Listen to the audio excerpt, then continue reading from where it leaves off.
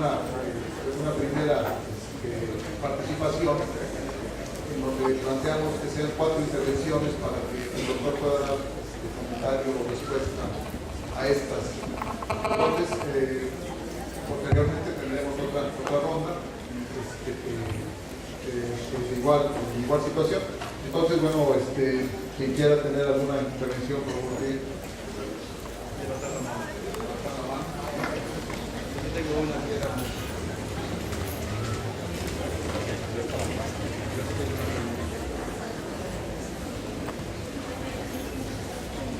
¿Otros dos?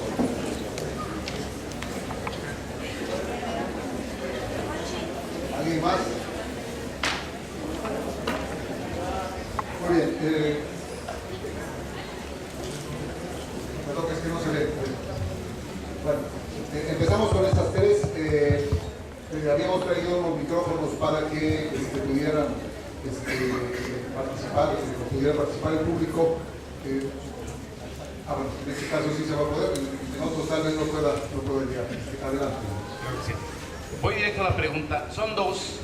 La primera, la Ley General del Servicio Profesional Docente es violatoria del 14 constitucional, es decir, es retroactiva. Esa es la primera pregunta. La segunda pregunta, esta ley aplica a los 2 rubros, a los 2 apartados del 123 constitucional, al A y al B, o solamente a alguno de los 2, o a los 2 o a ninguno de los 2. Gracias. Sí, doctora, voy a decir aquí sí, la pregunta es, usted dice que la lucha es por la... Perdón. Sí, usted dice que la lucha es por la derogación de la ley, de la reforma y sus leyes secundarias. La pregunta es si semánticamente hay alguna diferencia jurídica entre derogación y abrogación, toda vez que se nos dice que una vez promulgada la ley, la derogación ya es improcedente, quizás sí la abrogación, pero no lo sé, pues Sí, es una pregunta muy básica, pero bueno, simplemente es, dado que se busca automatizar la educación, ¿qué piensa usted? ¿Qué papel jugarían, más que las ciencias sociales, las humanidades en el país, ¿no? Teniendo en cuenta que están un poco desvirtuadas, tienen un poco de mala fama las ciencias sociales y humanidades aquí en México? Entonces, ¿usted qué piensa? ¿Qué papel podrían tener en este sentido? Gracias.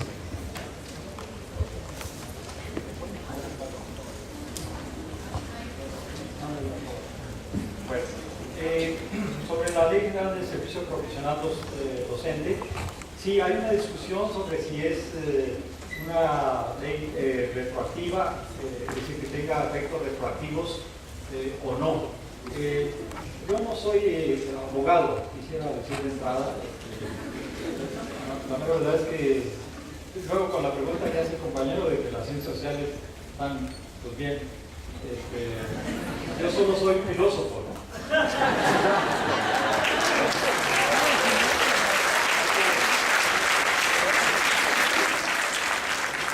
Hay que defender al gremio, pues. Entonces, bueno, yo no podría responderle a esta pregunta con la precisión que amerita de si es violatoria del 14, que habla de que no habrá leyes que tengan efectos retroactivos. Y es una pregunta interesante porque si yo fui contratado bajo cierto tipo de condiciones laborales, ¿se me pueden cambiar esas condiciones laborales? Uno del sentido común, como que ha oído, diría, pues no se pueden cambiar, porque una vez que firmo yo un contrato, pues ya está firmado por ambas partes y entonces pues no se puede estar cambiando cada mes o cada año a placer de una de las partes, ¿verdad? Eso diría el sentido común que quiere ser ilustrado.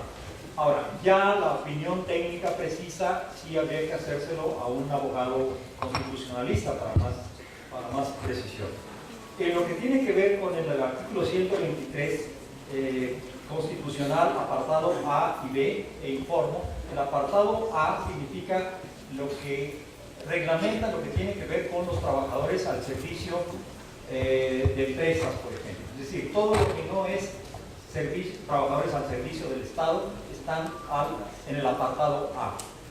¿Qué diferencia hay ahí? Bueno, en el apartado A, por ejemplo, es posible firmar un contrato colectivo de trabajo, lo que significa que ambas partes formalmente en un mismo documento llegan a ciertos acuerdos. La hora de ingreso a la empresa es a tales horas, la hora de comida es a tales horas, las causales de despidos son estas, las licencias se pueden otorgar de esta manera, etc. Y eso lo firman tanto el empresario como los trabajadores por la vía de un contrato colectivo que firma la representación de los trabajadores, que es un sindicato. Todo eso es lo que dice el apartado A. En el apartado B, por ejemplo, no se firman acuerdos como este, o sea, un contrato colectivo, sino que se discuten las condiciones generales de trabajo y luego, una vez que hay un acuerdo, la Secretaría de Educación Pública, en el caso de los trabajadores de la educación, emite las condiciones generales de trabajo, que son las que rigen para los trabajadores de la educación. Esa es la diferencia. Es más difícil irse a huelga siendo trabajador al servicio del Estado que cuando se es trabajador al servicio de una empresa privada, por ejemplo. Hay más dificultades, más requisitos para irse a la huelga. ¿A quién se le aplica? Pues no se aplica al apartado A o al B, no es esa la disyuntiva. Se aplica en concreto, y ese es el gran problema, a los trabajadores de la educación. Y no se aplica a los trabajadores de la educación en todo. Según mi opinión, se aplica solamente en lo que tiene que ver con el ingreso, promoción, reconocimiento y permanencia de los trabajadores de la educación. Me van a decir, pues eso ya es lo principal y todo. Pues diría yo que sí, que es lo más importante, ¿no? Pero también se aplica a todo lo que esté normando la Ley General del Servicio Profesional Docente, que no tiene que ver con el ingreso, promoción y permanencia. Por ejemplo, la cuestión de las licencias. Ahí en la Ley General del Servicio Profesional Docente se legisla sobre las licencias, cómo y cuándo se otorgarán las licencias.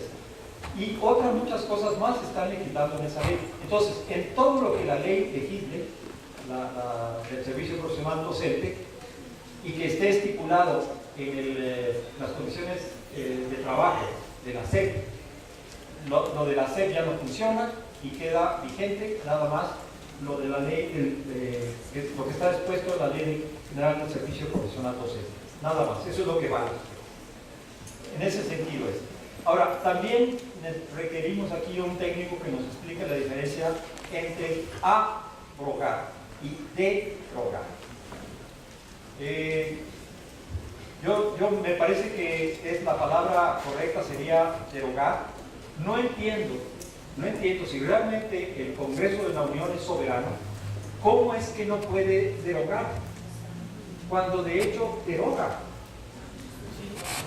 Por ejemplo, cuando uno ve las leyes que se aprobaron, hay muchos, por ejemplo, en el caso de la Ley General de Educación, hay muchos artículos que se derogan. Se dice este ya no vale y en lugar de ese ahora vale este. Entonces, yo cuestiono el supuesto de que el Congreso de la Unión, que es la autoridad suprema, no pueda derogar una ley que él mismo, en un momento de locura, aprobó. ¿Qué diría eso? Luego, las ciencias sociales están muy decaídas, con mala fama, etc. Pero fíjense qué importantes son, porque es gracias a las ciencias sociales que podemos entender por qué estamos movilizándonos, por ejemplo.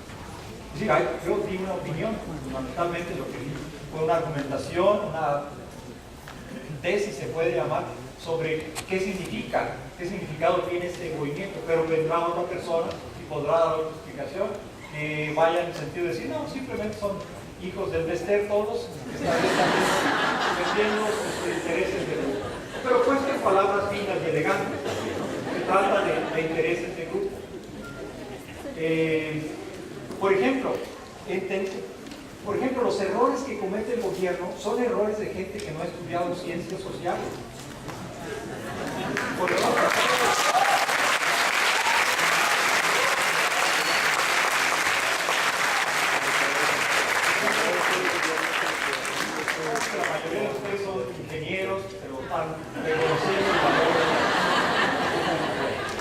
ejemplo, dijeron, vamos a decapitar al Sindicato Nacional y con eso vamos a tener la vía abierta para la reforma.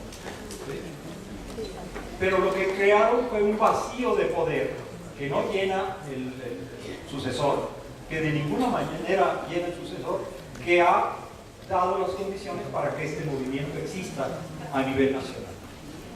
Si hoy estuviera la maestra circulando por el país, organizando a los profesores, diciendo vamos en contra de esta reforma, etcétera, etcétera, etcétera, y luego pactar al final, entonces no habría movimiento, o no tendría la fuerza que tiene ahora.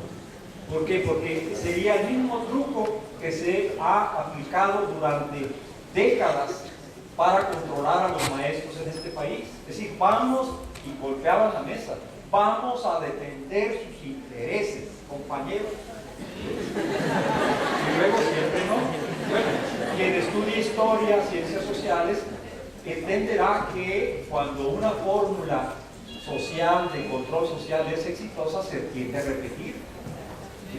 Segundo error, dijeron, pensaron, tal vez no me consultaron, ¿no? Pero bueno, dijeron, bueno, si hacemos deprisa la reforma, y antes de que, ¿qué pasó? Ya está aprobada la modificación constitucional, en 11 días ni cuenta se van a dar, y ya va a estar la reforma, y no va a pasar nada. Falso, porque lo que dieron fue un argumento más para decir, oiga, ¿dónde está el diagnóstico? ¿Dónde está la consulta? ¿Dónde está la discusión entre los propios legisladores? ¿Cuántos artículos se reservaron? ¿Qué pasó ahí en el Congreso? Y lo mismo con las leyes.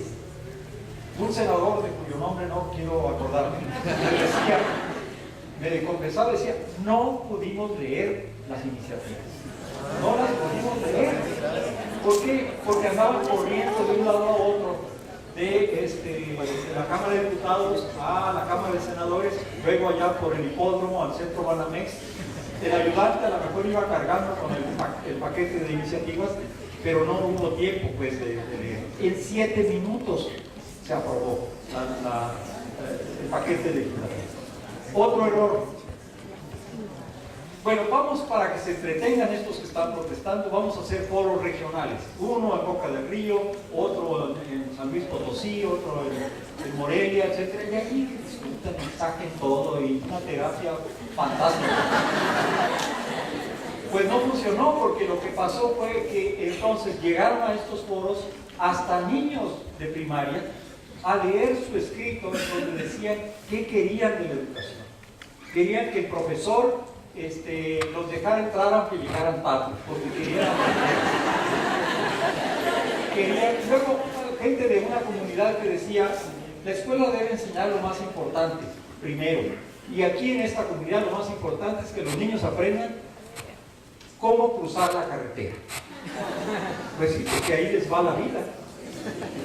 Es decir, son pueblos que están a la orilla de la carretera, los carros pasan a 120 kilómetros por hora, y entonces la primera lección que debe enseñar la escuela es, ojo, la carretera es un peligro fatal.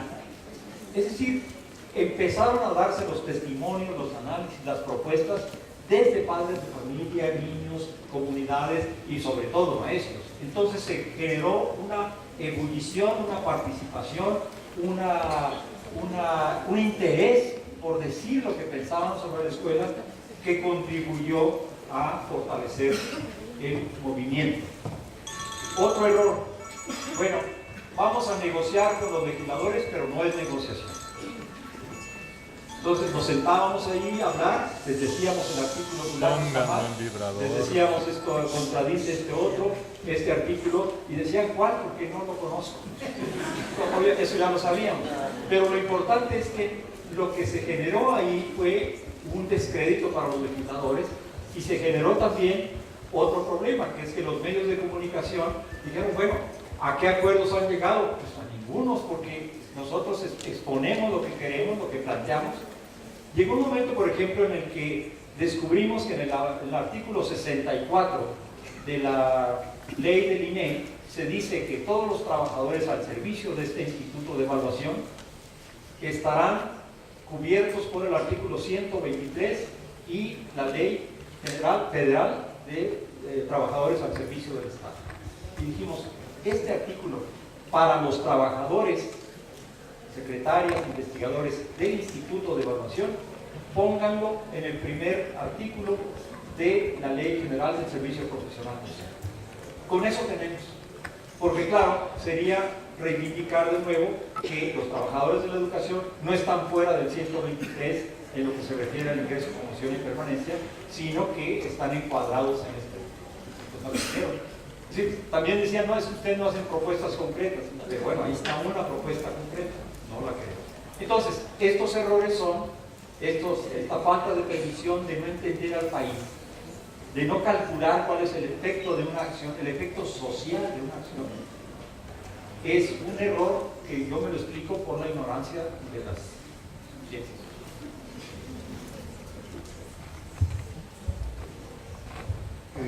¿Preguntas o intervenciones? Sí, aquí.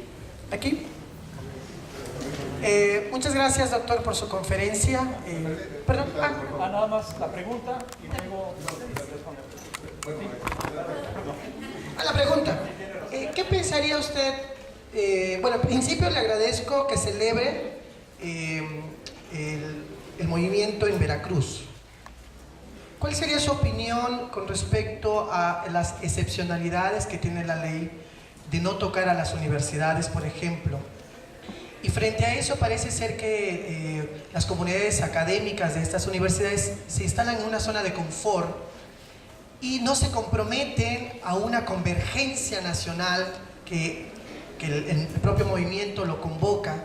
Y entonces se tacha como de inexpertos a los jóvenes que sí salen a combatir, a dar la cara. ¿Cuál es la opinión de usted al respecto? Porque me parece que esa excepcionalidad lleva a un punto también del confort. Anoto otras preguntas por ahí, intervenciones. Una que está de este lado. Permíteme. Gracias.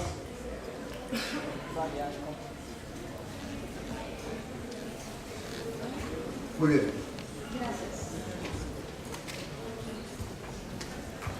Sí, así. Muy breve. Bueno, primero estoy realmente muy feliz de poder participar en este momento histórico con todos ustedes. Mi intervención es fundamentalmente porque soy abogada y soy pedagoga, por eso ando por aquí. Y bueno, dos comentarios brevemente en relación a lo que se decía por ahí. Y es, ninguna ley puede ser aplicada retroactivamente cuando nos perjudica, de manera formal. De manera material será aplicada. Consecuencias, habrá recursos, hay recursos que también lo establecen nuestras leyes. Se necesitará dinero y relaciones. No sigue. Diferencia entre derogación y abrogación. Se deroga cuando parcialmente se le quita la vigencia a uno o varios artículos. Se abroga cuando es total. O sea, cuando le decimos completamente adiós a toda una ley. ¿Qué se tiene que hacer? Una reforma. ¿Cómo? Otra vez un proceso legislativo. Otra vez una iniciativa de ley. Ya se verá parcial o total. ¿Qué tenemos que ir a buscar? Ir a documentarnos sobre el proceso legislativo y gestionar con los que lo tienen que hacer o presionarlos para que sí lo hagan. Y bueno, otra vez lo que usted explicó. Es el circulito. Gracias.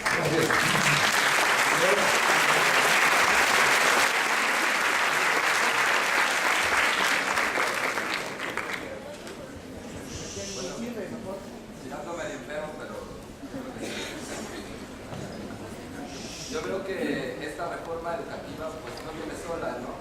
Viene con una serie de reformas estructurales que precisamente marcan esta nueva etapa del país, este nuevo centralismo, ¿no?, mafioso, político, que realmente lo que está haciendo es pues desarticulando el patrimonio, ¿no?, mercantilizando la cultura, la vida, la sociedad y abriendo las puertas al mercado internacional, transnacional o inclusive nacional, ¿no?, pero de las mismas empresas privadas. Está bien así. En relación a lo que decía mi compañera Amaranta, de esa exclusión que se hace a las universidades, ¿no?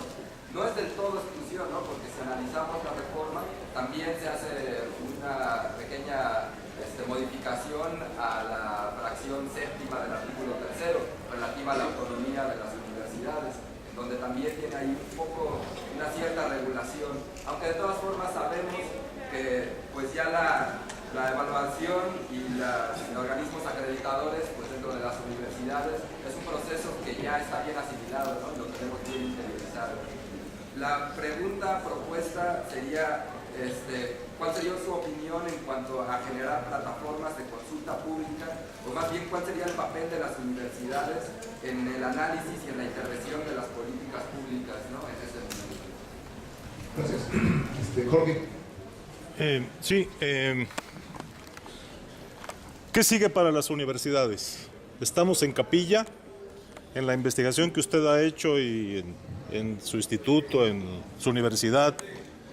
¿Qué va a pasar con la universidad? Porque aquí el proceso de privatización tiene 20 años, vía la evaluación también. Algunos pensamos que estamos en capilla, que tenemos que poner nuestras barbas a remojar porque podría salir más adelante una ley ya para las universidades. ¿Qué información o qué análisis han hecho ustedes?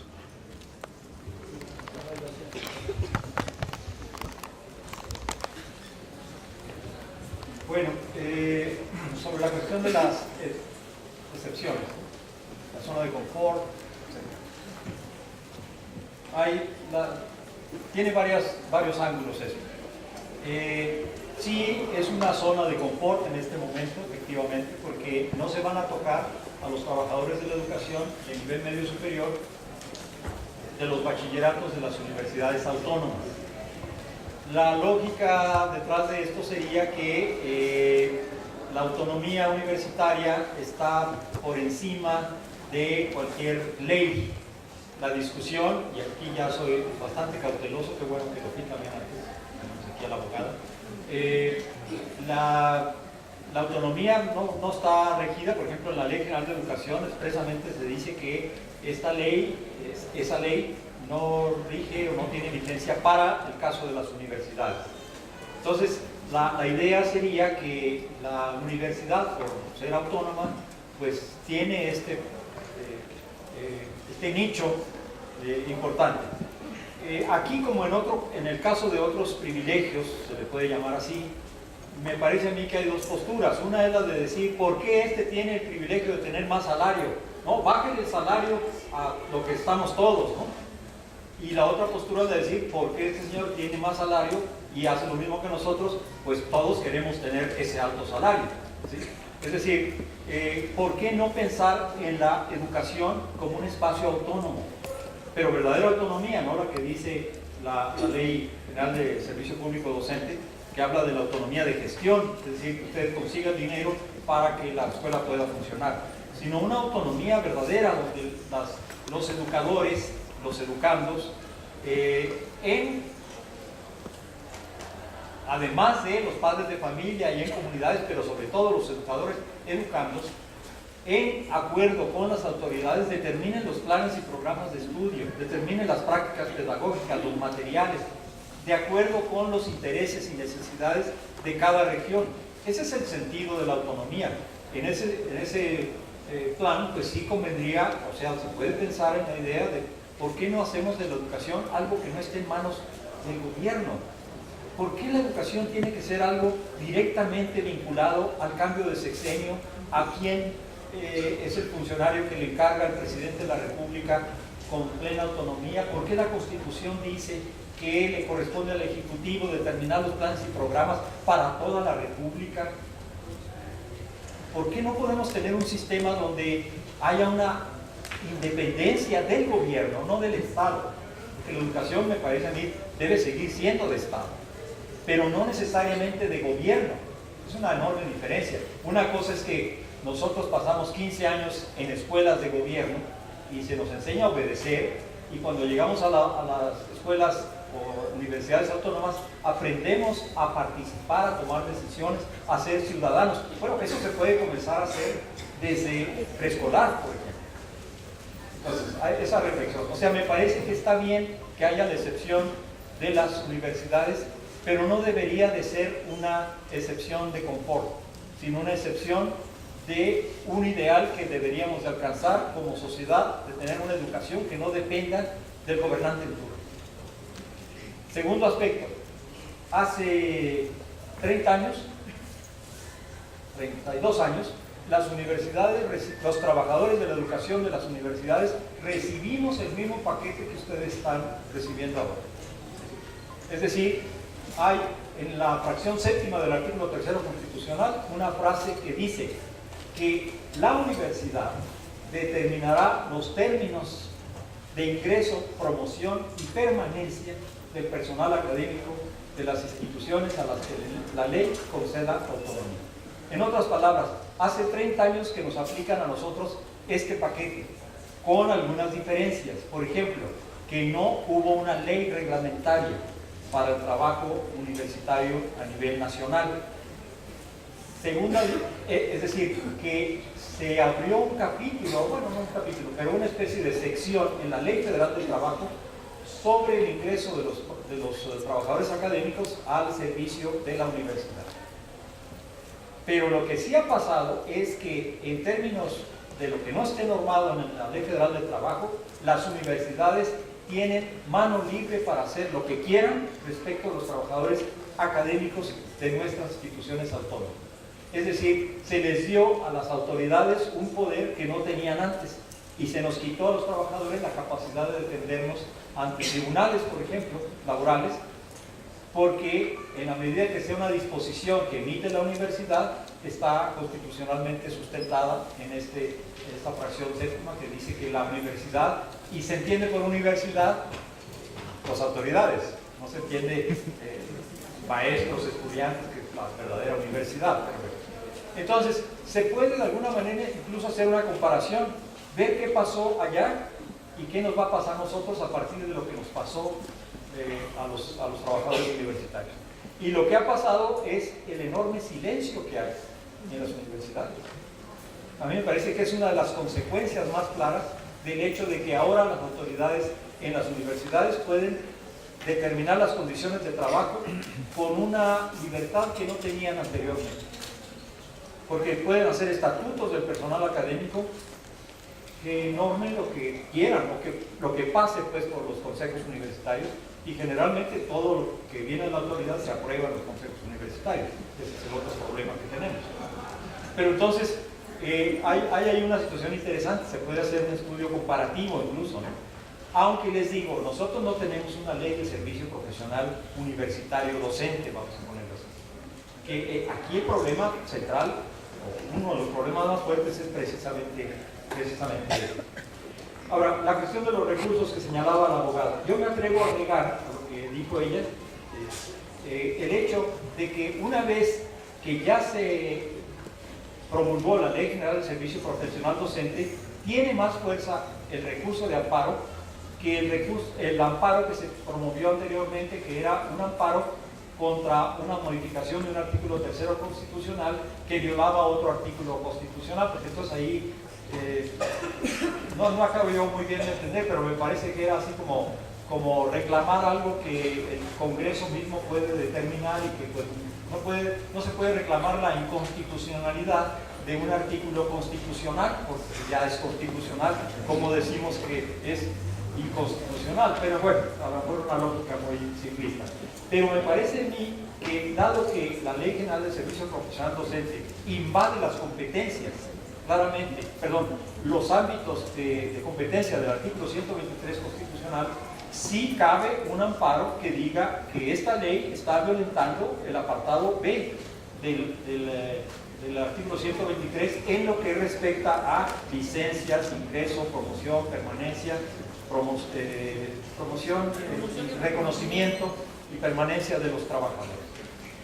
Luego, sobre la reforma que no viene sola, sí, tiene razón el compañero, pues estamos viendo que es todo un paquete. Parecía que lo más fácil era lo educativo, y ya zanjado lo educativo, lo hacendario, lo energético iba a proceder. Pero ahora, otra falta de información sobre las ciencias sociales, ahora ya se les hizo bolas en engrudo, porque se está mezclando lo energético con lo educativo, con lo hacendario y hasta con el diluvio, ¿no?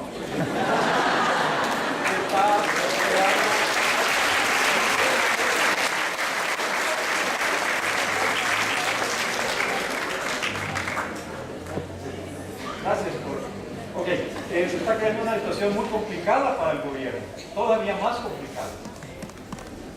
Entonces, bueno, no se midieron las posibilidades.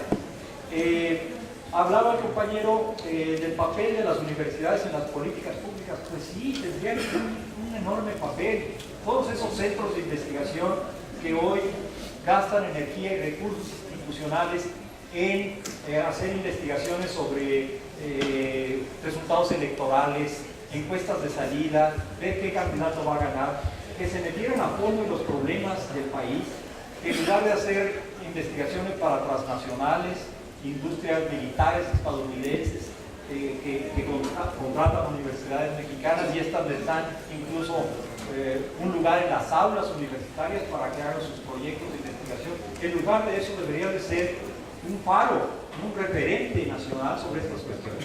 Pero, de nuevo, el decaimiento de la Universidad Autónoma se da a partir, junto con otros factores de privatización muy fuertes, de esta reforma que silenció a los trabajadores de nivel universitario. Los universitarios en los 70s eran de los sindicatos más combativos. El compañero se acordará de que estábamos pensando hacer un sindicato único nacional de trabajadores universitarios. De tal manera que cuando hubiera una huelga, iba a ser en todas las universidades del país. Eso ya no existe más que como un recuerdo, un souvenir, ¿no?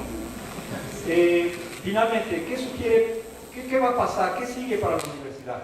Bueno, dado esto que hablaba yo de que las autoridades ahora tienen el control sobre el estatuto del personal académico, sobre cuáles son las condiciones de trabajo del personal académico, lo que están haciendo ya es empezar a establecer evaluaciones periódicas.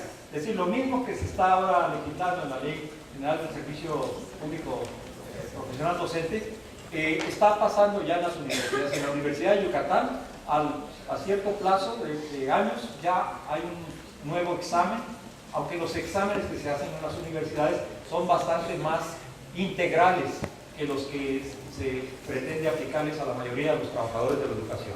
Es decir, son exámenes, concursos en donde participan los propios miembros universitarios. Es decir, los académicos evaluamos a los académicos que van a ingresar. Evaluamos a los académicos que se van a promover. Y aquí no. Ustedes no van a poder evaluar a quienes van a ingresar, a los que se van a promover. ¿Por qué? Porque, les están quitando incluso a los trabajadores de la educación a nivel obligatorio la facultad de evaluarse, de evaluar, que los universitarios todavía conservamos, por ejemplo, y deberíamos de tenerla también. Por eso es un despojo añadido pues, a los trabajadores de la educación. Y pues sí, esa es la perspectiva. Creo yo que va a empezar a darse el hecho de que se va a fortalecer este proceso gracias a que las universidades autónomas cada vez son menos en el país.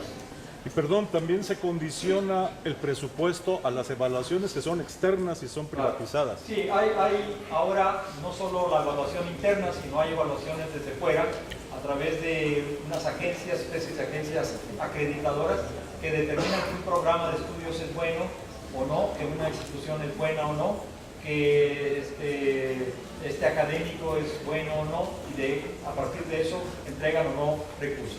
Es decir, converge esta Ley General de Servicio Profesional Docente con las condiciones que ya se han venido experimentando en la educación superior.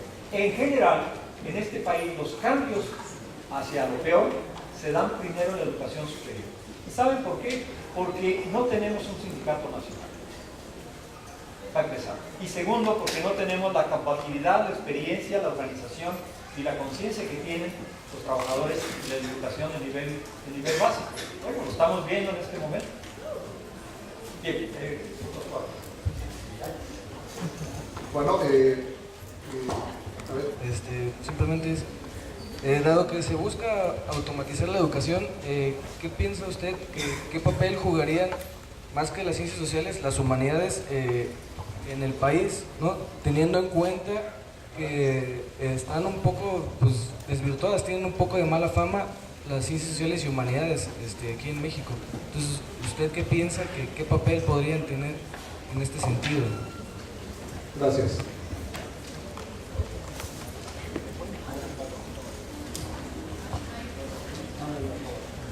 Bueno, sobre la Ley General del Servicio Profesional Docente, sí hay una discusión sobre si es una ley retroactiva, es decir, que tenga efectos retroactivos o no. Yo no soy abogado, quisiera decir de entrada. La verdad es que luego con la pregunta que hace el compañero de que las ciencias sociales están pues bien, yo solo soy filósofo, ¿no?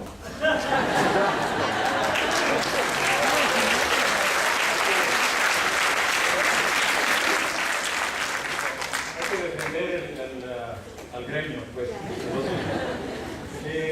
Entonces, bueno, yo no podría responderle a esta pregunta con la precisión que amerita, de si es violatoria del 14, que habla de que no habrá leyes que tengan efectos retroactivos.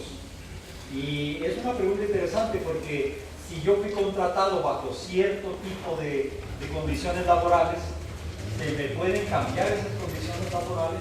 Uno del sentido común, como que ha oído, diría, pues no se pueden cambiar, porque una vez que firmo yo un contrato, pues ya está firmado por ambas partes y entonces pues no se puede estar cambiando cada mes o cada año a placer de una de las partes, ¿verdad?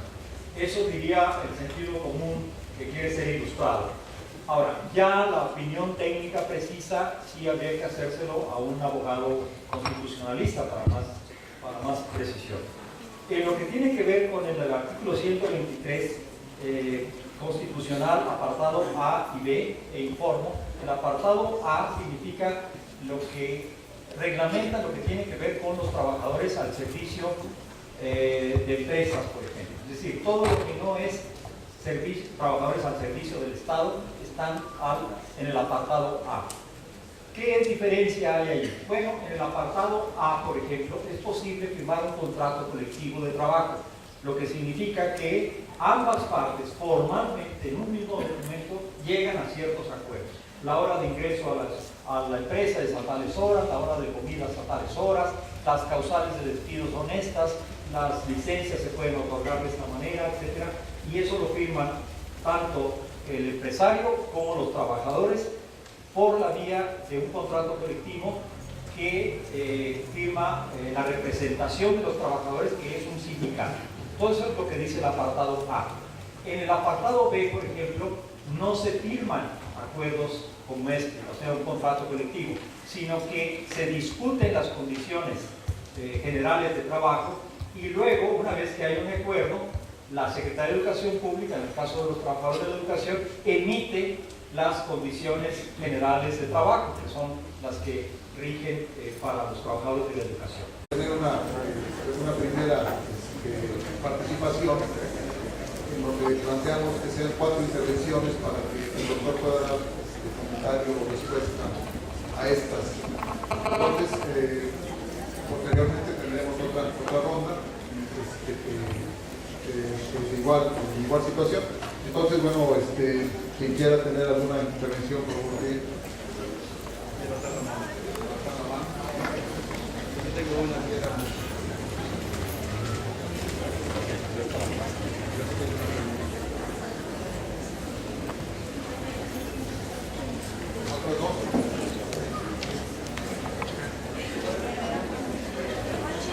¿Alguien más? Muy bien. Perdón, que es que no se ve. Bueno, empezamos con estas 3. Habíamos traído los micrófonos para que pudieran participar el público. Bueno, en este caso sí se va a poder, en otros tal vez no pueda llegar. Adelante. Claro que sí. Voy directo a la pregunta. Son 2. La primera, la Ley General del Servicio Profesional Docente es violatoria del 14 constitucional, es decir, es retroactiva. Esa es la primera pregunta. La segunda pregunta, esta ley aplica a los dos rubros, a los dos apartados del 123 constitucional, al A y al B, o solamente a alguno de los dos, o a los dos o a ninguno de los dos. Gracias. Sí. Sí, la pregunta es, usted dice que la lucha es por la... Perdón. Sí, usted dice que la lucha es por la derogación de la ley, de la reforma y sus leyes secundarias. La pregunta es si semánticamente hay alguna diferencia jurídica entre derogación y abrogación, toda vez que se nos dice que una vez promulgada la ley, la derogación ya es improcedente, quizás sí la abrogación, pero no lo sé, pues va. Sí, es una pregunta muy básica, pero bueno.